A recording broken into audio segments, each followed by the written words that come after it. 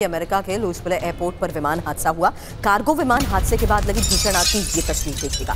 उड़ान भरते ही क्रैश हुआ कार्गो प्लेन और यूपीएस एयरलाइन का विमान हादसे का शिकार हुआ।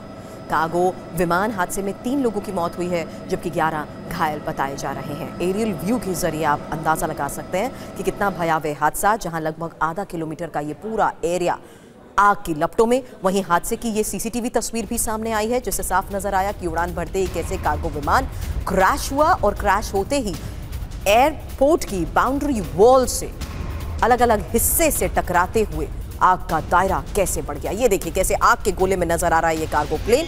उड़ान भरते ही plane crash.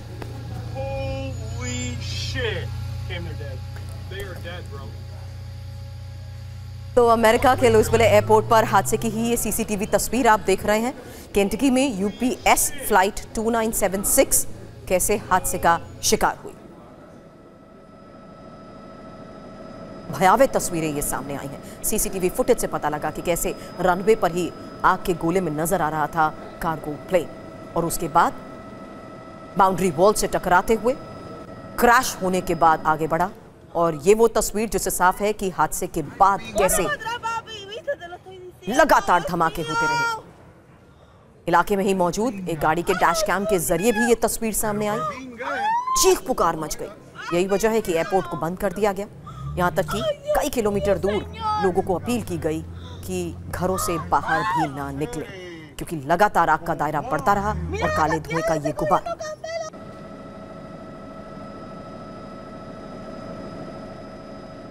Louisville international airport उड़ान भरने के बाद यूपीएस कार्गो प्लेन हादसे का शिकार। यूपीएस एक पार्सल कंपनी है। फेडरल एविएशन एडमिनिस्ट्रेशन के मुताबिक यूपीएस का ये MD-11 विमान टेक ऑफ के इमीडिएटली बाद हादसे का शिकार हो गया। तुरंत बाद हादसे का शिकार हुआ। फेडरल एविएशन ने बताया कि हादसे की जांच नेशनल ट्रांसपोर्टेशन सेफ्टी बोर्ड की अगुवाई में की जा रही है। फिलहाल हादसे की ही 4 तस्वीरें आपके सामने। इससे एयरपोर्ट की मुश्किलें बढ़ गई हैं। असर उड़ानों पर पड़ रहा है। हजारों एयर ट्रैफिक कंट्रोलर बिना सैलरी के काम कर रहे हैं। एक हफ्ते से ही एयरपोर्ट पर हालात खराब हो चुके हैं, लेकिन अमेरिका में इस मुद्दे पर अब राजनीति भी हो रही है। मनीष, अब जवाब टाइमिंग पर। शटडाउन 35 दिन हो चुके हैं। दूसरा, आपने थोड़ी देर पहले जिक्र किया कोर्ट में होने वाली टैरिफ को लेकर सुनवाई का भी। दोनों खबर पर डिटेल।